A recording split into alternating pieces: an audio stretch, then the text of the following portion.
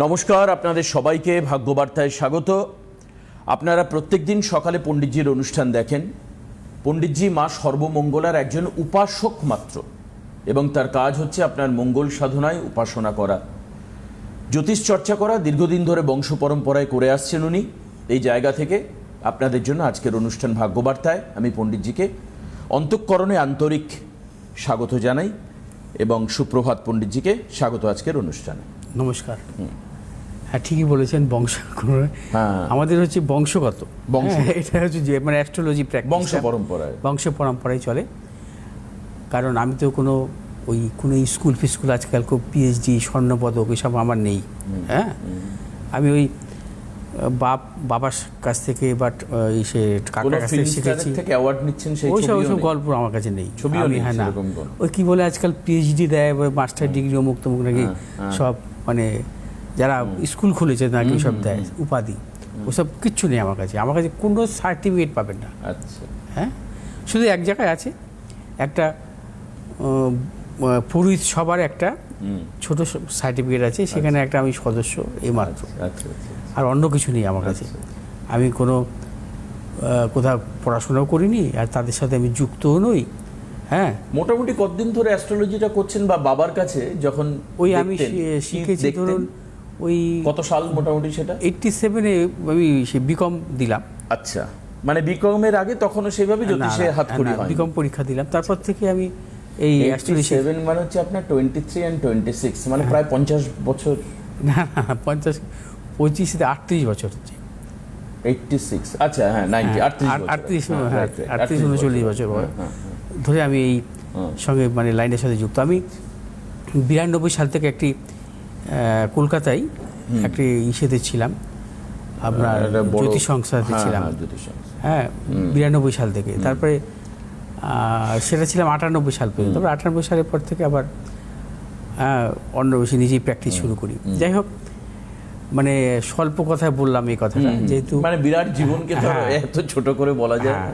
তবু এবার আজকের রাশিফলে আসবো। আপনার ছোট্ট একটা কথা, আপনার শিক্ষাগুরু কে তাহলে? বাবা নাকি দাদা মশাই? বাবা কাকা দুজনই। বাবা কাকা দুজনই। বেশ বেশ। কাকা তো মানে একজন বিখ্যাত অ্যাস্ট্রোলজার ছিলেন সেই সময়কার। আচ্ছা। ওই আপনার 60-70 দশকের।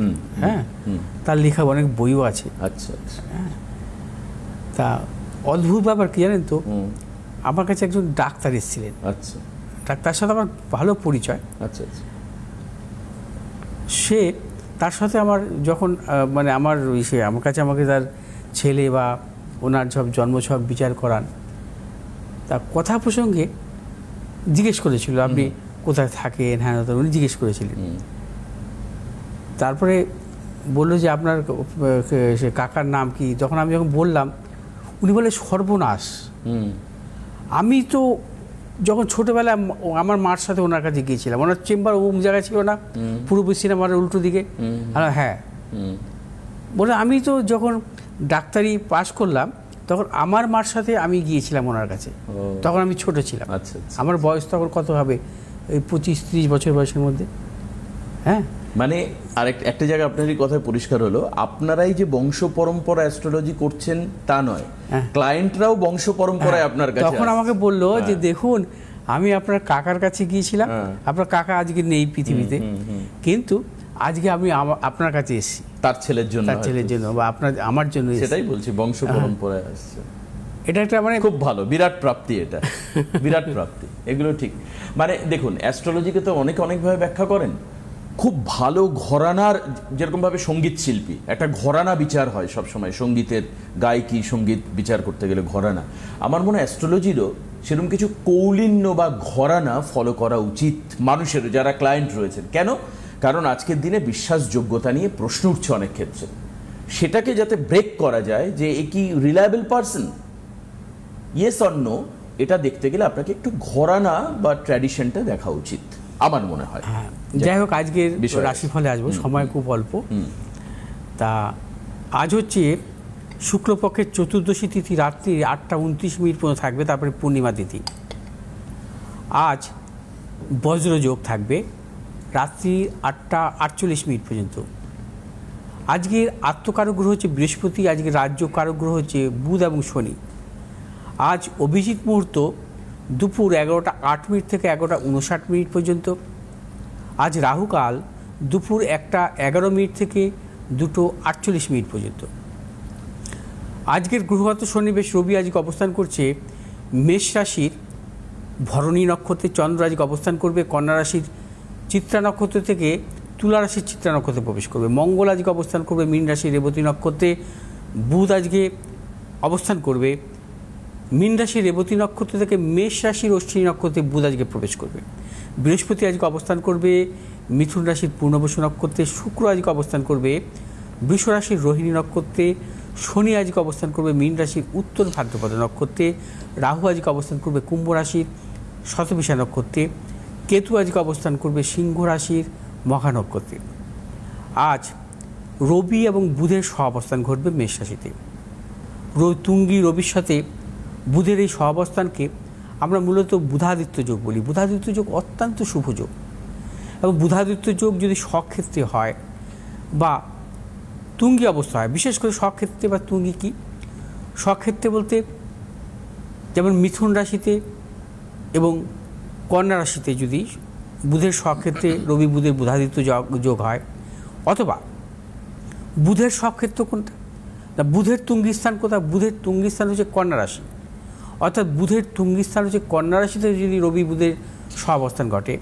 আবার মেষ রাশিতে যদি রবি তুঙ্গী স্থান রবি বুধের সহাবস্থান ঘটে, তাহলে কিন্তু প্রবল বুধাদিত্য যোগ। এই বুধাদিত্য যোগে জাতক জাতিকারা জন্মকালীন তারা বিশেষ করে বিদ্বান বুদ্ধিমান হয়ে থাকেন, তাদের উচ্চশিক্ষা হয়।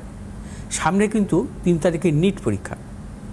হ্যাঁ, অতএব এই যে সময়টা থাকবে 14ই মে পর্যন্ত, অর্থাৎ রবি বুধের যে সহাবস্থান 14ই মে পর্যন্ত থাকবে। এই সময়কালীন মিথুন কর্কট সিংহ, মিথুন কর্কট সিংহ ধনু এবং মকর রাশি জাতক জাতিকা কিন্তু উচ্চশিক্ষার ক্ষেত্রে সাফল্য পাবেন। এছাড়াও কন্যা রাশি বা কুম্ভ রাশির ক্ষেত্রে কিছু শুভফল আসবে, তবে মিথুন কর্কট সিংহ ধনু মকর রাশির ক্ষেত্রে কিন্তু অত্যন্ত শুভ উচ্চ শিক্ষা বা উচ্চ বিদ্যার যাওয়ার ক্ষেত্রে এই সময়টায়। আজ হচ্ছে বজ্রযোগ। বজ্রযোগ হচ্ছে অত্যন্ত শুভ। বজ্র কথা হচ্ছে হীরক বা হীরা বা বিদ্যুৎ চমক। এই যোগে জন্মগ্রহণকারী জাতক জাতিকারা সাহসী হয় এবং তারা সুস্বাস্থ্যের অধিকারী হয়, এবং এরা শত্রু জয়ী হয়ে থাকে। এবং বজ্রযোগের জাতক জাতিকাদের শনির উপাসনা করলে সাফল্য আসে, অর্থাৎ শনি গ্রহের উপাচার পালন করতে হবে। শনি হচ্ছে মূলত শনিবার পালন বা দান ধ্যান, এগুলো কিন্তু করলে সাফল্য মেলে। আবার বজ্রযোগ বলে একটি যোগ আছে, যে যোগের আমরা কখন বজ্রযোগটাকে বলি, মানে এটা হচ্ছে বজ্রযোগ একটা হচ্ছে 27টি যোগের হচ্ছে নিত্য যোগের মধ্যে একটি, আরেকটি হচ্ছে জন্মকালীন যোগ আছে, জন্মকালীন বজ্রযোগ। জন্মকালীন বজ্রযোগ কাকে বলে? যদি মকর লগ্নের কোনো জাতক জাতিকাদের শনি মূলত তাদের দেখা যায় যে দশমপতি কারক গ্রহ, এবং মকর লগ্নের জাতক জাতিকাদের ক্ষেত্রে শনি যদি তুলা রাশিতে অবস্থান করে, অর্থাৎ তুঙ্গী অবস্থায়, তাদের হচ্ছে বজ্রযোগ হয়। এবং এই বজ্রযোগে জাতক জাতিকারা কিন্তু অত্যন্ত সাফল্য পায়, তারা সর্বক্ষেত্রে সাফল্য পায়। তারা সাহসী হয়, বিদ্বান হয়, উচ্চশিক্ষা আসে, তাদের কর্মজীবন সম্মানজনক আসে। এছাড়া দেখা যায় যে বিশেষ করে কোনো শনির জাতক যদি হয় জন্মকালীন, এবং তাদের যদি নিত্যযোগের বজ্রযোগে জন্মগ্রহণ করে, তাহলেও কিন্তু তাদের জীবনে সাফল্য আসে। আজ মেষরাশি জাতক জাতিকাদের ক্ষেত্রে অত্যন্ত শুভ, এবং মেষরাশি জাতক জাতিকারা অর্থনৈতিক সাফল্য, কর্মক্ষেত্রে সাফল্য পাবেন। শুভ দিক দক্ষিণ এবং পশ্চিম দিক। শুভ রং হচ্ছে আপনাদের লাল এবং হলুদ। আজ 2 সংখ্যার জাতক জাতিকাদের ক্ষেত্রে শুভ, 8 সংখ্যার জাতক জাতিকাদের ক্ষেত্রে অশুভ। বৃষ রাশির জাতক জাতিকাদের ক্ষেত্রে আজকের দিনটি নানাবিধ প্রতিকূলতা, অর্থনাশ, গুপ্তশত্রু বৃদ্ধি, প্রিয়জনের সাথে মতানৈক্য এবং বিশ্বরাশি জাতক জাতিকার সর্বক্ষেত্রে সতর্কতা অবলম্বন করবেন। শুভ দিক পশ্চিম দিক এবং দক্ষিণ দিক। শুভ রং হচ্ছে আপনাদের সাদা এবং হলুদ। 1 সংখ্যার জাতক জাতিকের ক্ষেত্রে শুভ, 3 সংখ্যার জাতক জাতিকের ক্ষেত্রে অশুভ। মিথুন রাশি জাতক জাতিকাদের ক্ষেত্রে আজকের দিনটি শুভ। অর্থনৈতিক সাফল্য, কর্মক্ষেত্রে সাফল্য, ব্যবসায়ীদের ক্ষেত্রে অত্যন্ত শুভ। এবং মিথুন রাশি জাতক জাতিকারা আজ দূরযাত্রার ক্ষেত্রে সাফল্য পাবেন। শুভ দিক হচ্ছে দক্ষিণ পূর্ব দিক। শুভ রং হচ্ছে আপনাদের সবুজ এবং হলুদ। আজ 8 সংখ্যার জাতক জাতিকের ক্ষেত্রে বিশেষভাবে শুভ, 9 সংখ্যার জাতক জাতিকের ক্ষেত্রে অশুভ। কর্কট রাশি জাতক জাতিকাদের ক্ষেত্রেও আজকের দিনটি বিশেষভাবে শুভ।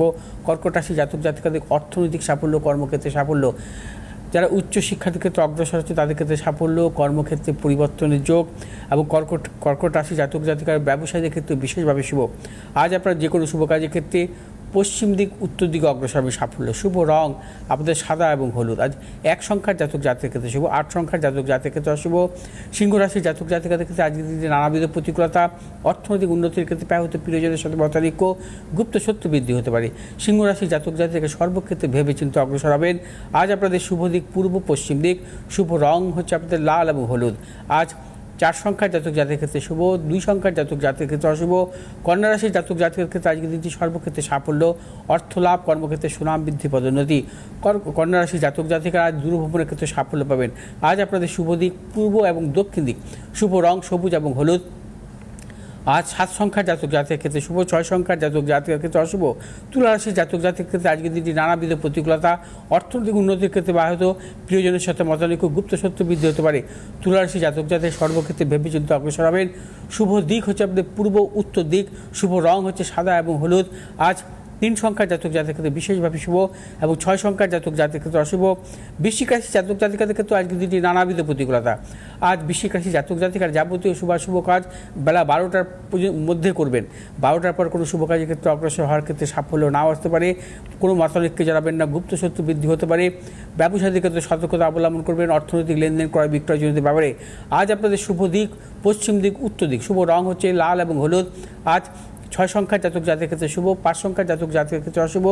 ধনুরাশির জাতক জাতিকাদের ক্ষেত্রে আজকের দিনটি বিশেষভাবে শুভ। প্রবল অর্থ লাভের যোগ, কর্মক্ষেত্রে সুনাম বৃদ্ধি, পদোন্নতি, সন্তানের সাফল্য। আজ ধনুরাশি জাতক জাতিকা যে কোনো শুভ কাজের ক্ষেত্রে পশ্চিম দিক উত্তর দিক অগ্রসর হবে সাফল্য। শুভ রং হচ্ছে হলুদ এবং লাল। আজ 1 সংখ্যার জাতক জাতিকের ক্ষেত্রে শুভ, 5 সংখ্যার জাতক জাতিকের ক্ষেত্রে অশুভ।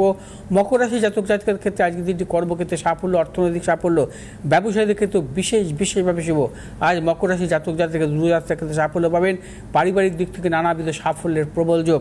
আজ মকর রাশি জাতক জাতিকারের যে কোনো শুভ কাজের ক্ষেত্রে পশ্চিম দিক উত্তর দিক অগ্রসর হবে সাফল্য। শুভ রং হচ্ছে আপনাদের নীল এবং হলুদ। আজ 2 সংখ্যার জাতক জাতিকের ক্ষেত্রে শুভ, 4 সংখ্যার জাতক জাতিকের ক্ষেত্রে অশুভ। আজ কুম্ভ রাশি জাতক জাতিকাদের ক্ষেত্রে নানাবিধ সাফল্য যোগ। কুম্ভ রাশি জাতক জাতিকাদের অর্থ লাভ, কর্মক্ষেত্রে সুনাম বৃদ্ধি, পদোন্নতি, সন্তানের সাফল্য, দূরযাত্রার ক্ষেত্রে সাফল্য। আজ কুম্ভ রাশি জাতক জাতিকারা যে কোনো শুভ কাজের ক্ষেত্রে পশ্চিম দিক উত্তর দিক অগ্রসর হবেন। শুভ রং হচ্ছে আপনাদের নীল এবং হলুদ। আজ 8 সংখ্যার জাতক জাতিকের ক্ষেত্রে শুভ, 3 সংখ্যার জাতক জাতিকের ক্ষেত্রে অশুভ। মীন রাশি জাতক জাতিকের ক্ষেত্রে আজকের দিনটি নানাবিধ প্রতিকূলতা। মীন রাশি জাতক জাতিকে সর্বক্ষেত্রে ভেবে চিন্তে অগ্রসর হবেন। শারীরিক মানসিক প্রতিকূলতা, অর্থনৈতিক উন্নতির ক্ষেত্রে ব্যাহত, প্রিয়জনের সাথে মতানৈক্য, গুপ্ত শত্রু বৃদ্ধি, কোনো লেনদেন জাতীয় ব্যাপারে কিন্তু সতর্কতা অবলম্বন করবেন। মীন রাশি জাতক জাতিকারা যে কোনো শুভ কাজের ক্ষেত্রে সতর্কতা অবলম্বন করতে হবে। হঠকারিতা কোনো সিদ্ধান্ত নেবেন না। শুভ দিক হচ্ছে পশ্চিম উত্তর। শুভ রং হচ্ছে হলুদ এবং নীল। আজ 7 সংখ্যার জাতক জাতিকের ক্ষেত্রে বিশেষভাবে শুভ এবং 3 সংখ্যার জাতক জাতিকের ক্ষেত্রে অশুভ। কেউ আছেন? হ্যাঁ, ফোনে আছেন। আমি জাস্ট বলে দিই যে কাল কিন্তু কৃষ্ণনগরে পণ্ডিতজির চেম্বার রয়েছে। 2 তারিখ শিলিগুড়ি, 7 তারিখ হচ্ছে মেচেদা, 8 তারিখ বর্ধমান, 9 তারিখ আসানসোল দুর্গাপুর, 15 তারিখ বোলপুর। হ্যাঁ, কাল হচ্ছে কৃষ্ণনগর। কে আছেন ফোনে? হ্যালো। হ্যালো। হ্যাঁ, নমস্কার। কোথা থেকে বলছেন? কোথা থেকে? মুম্বাই থেকে ফোন করেছেন। আচ্ছা, কার সম্পর্কে জানবেন? আমি আমার সম্পর্কে জানতে চাই। আপনার মেয়ের সম্পর্কে। বেশ, দিদি ভাই, আপনি আপনার মেয়ের জন্ম তারিখ বলুন। হ্যাঁ, মেয়ের জন্ম তারিখ হচ্ছে 1 ফেব্রুয়ারি, মানে 1 ফেব্রুয়ারি। হ্যাঁ, 5 ফেব্রুয়ারি। ফার্স্ট পয়লা। হ্যাঁ হ্যাঁ, ফার্স্ট ফেব্রুয়ারি, 1 ফেব্রুয়ারি 2004। 2004। টাইমটা বলুন। টাইম সকাল 9টা 12। সকাল 9টা 12। জন্মস্থান কোথায়? ব্যারাকপুর। ব্যারাকপুর। আচ্ছা, হ্যাঁ, ব্যারাকপুর মানে হচ্ছে অনন্তপুরি ব্যারাকপুর, যেটা ওই ব্যারাকপুর। হ্যাঁ হ্যাঁ, মানে আনন্দপুরি ব্যারাকপুর, যেটা যেটা ব্যারাকপুর আর কি। মানে উত্তর 24 পরগনা ব্যারাকপুর তো? হ্যাঁ হ্যাঁ। আচ্ছা ঠিক আছে। নর্থ। আচ্ছা, জন্মবার রবিবার তো? রবিবার, তাই? মীন লগ্ন বৃষ রাশি, রোহিণী নক্ষত্র নরগণ, এগুলো জানতেন তো? আচ্ছা আচ্ছা ঠিক আছে। এবার আমি জন্ম ছকে আসছি। বৃহস্পতি এবং শনি হচ্ছে ওর জন্মকালীন রেট্রোগ্রেড অবস্থা ছিল। মীন লগ্ন, সপ্তম অষ্টম নবম, অর্থাৎ ভাগ্যপতি কারক গ্রহ মঙ্গল স্বক্ষেত্রে দৃষ্ট এবং কর্মপতি কারক গ্রহ বৃহস্পতিও কর্মভাবে দৃষ্ট। আচ্ছা, আর চতুর্থভাবে শনির অবস্থান, এবং বুধ হচ্ছে শনি দৃষ্ট, শনি সপ্তম দৃষ্ট। আর জন্মছকে হচ্ছে যেটা পাচ্ছি মঙ্গলের ঘরে দৃষ্ট, বৃহস্পতির ঘরেও দৃষ্ট। আচ্ছা, আর এখন বর্তমান মহাদশার বুধের ঘরেও দৃষ্ট আছে, পঞ্চমপতি চন্দ্র তুঙ্গী অবস্থা আছে। মেয়েটির কিন্তু মেধাবী, আচ্ছা, মেয়েটি মেধাবী এবং এডুকেশন ভালো হওয়া উচিত। তবে আমি একটি কথা বলবো যে আপনার মেয়ের মেধা অনুযায়ী কিন্তু পড়াশোনার ক্ষেত্রে কিছু প্রতিকূলতা এসছে, যেহেতু 14 সাল থেকে 32 সাল পর্যন্ত হচ্ছে রাহুর মহাদশা। রাহুর মহাদশায় কিন্তু উচ্চশিক্ষার ক্ষেত্রে কিন্তু কিছু সমস্যা দেয়। হ্যাঁ, যেটা ওর হয়েছে আপনি বলছেন? আমার মনে হচ্ছে হয়েছে।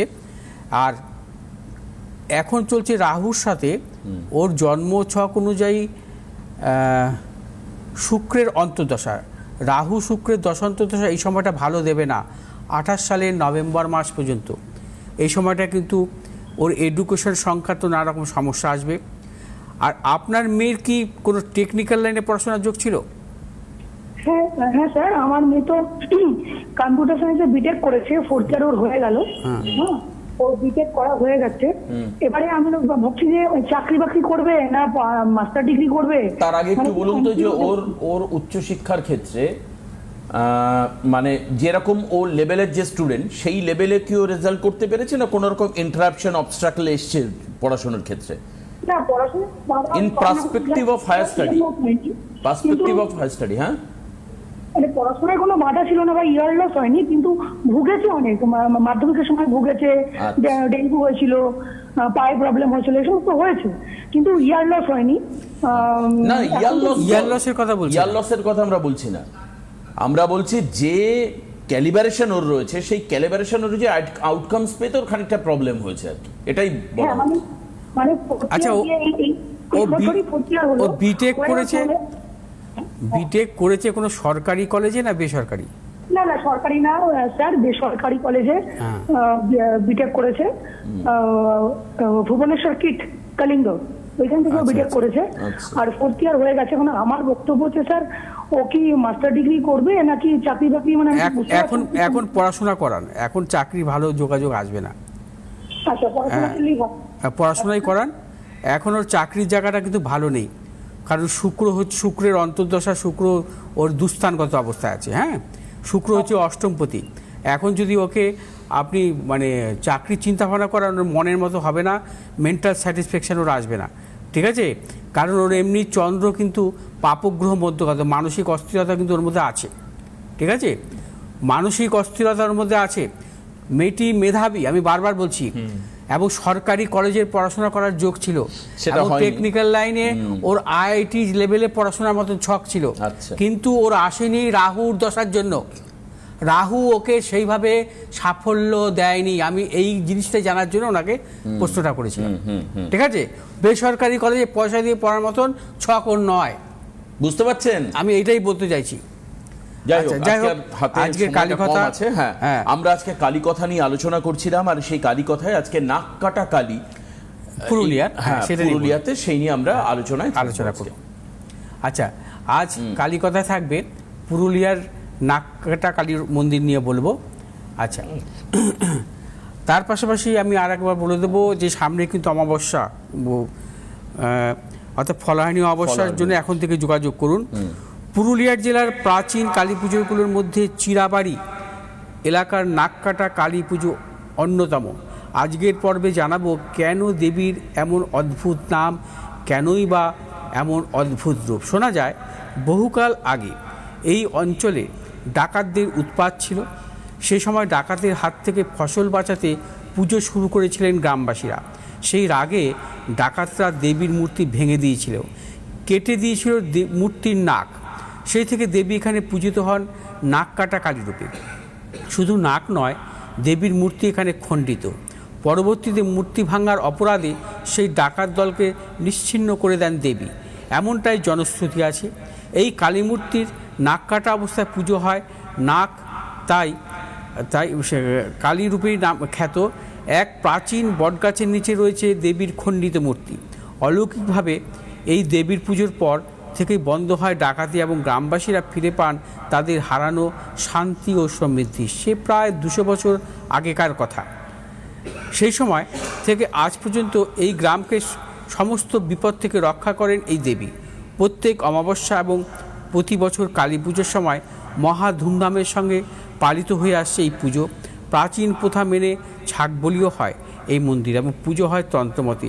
ডাকাতদের যুগ আর নেই। বর্তমানে গ্রামবাসীরাই পুজো সব দায়িত্ব পালন করেন। নাককাটা কালীর উপরে গোটা পুরুলিয়া জেলার মানুষের অগাধ বিশ্বাস এবং শ্রদ্ধা। আসবো আগামীকাল বুদ্ধ পূর্ণিমা উপলক্ষে বিশেষ অনুষ্ঠান থাকবে এবং বুদ্ধদেবের উপরেই কিছু বলবো এবং আমরা সেটা শুনবো আগামীকালের অনুষ্ঠানে। আবার একবার বলে রাখি, আগামীকাল কিন্তু কৃষ্ণনগর পণ্ডিতজির চেম্বার রয়েছে। 2 তারিখ শিলিগুড়ি, 7 তারিখে মেচেদা, 8 তারিখ বর্ধমান, 9 তারিখ আসানসোল এবং দুর্গাপুর, 15 তারিখে হচ্ছে বোলপুর। 16 তারিখে কিন্তু ফলহারিণী অমাবস্যা রয়েছে, যার জন্য গ্রহদোষ খণ্ডন, পুজো অর্চনা এবং সরাসরি সাধন ক্ষেত্র তারাপীঠে পণ্ডিতজি উপস্থিত থাকবেন। সেখানেও যারা উপস্থিত থাকতে চাইছেন, পণ্ডিতজির যে বুকিং নাম্বার রয়েছে 8583013265 এবং 9836646559 যোগাযোগ করবেন। আজকে এখানে অনুষ্ঠান শেষ করছি। বুদ্ধ পূর্ণিমার বিশেষ অনুষ্ঠান নিয়ে আগামীকাল 1 তারিখ সকালবেলা আপনাদের সঙ্গে আবার দেখা হবে আমাদের। ভালো থাকবেন। নমস্কার পণ্ডিতজিকে, নমস্কার সবাইকে।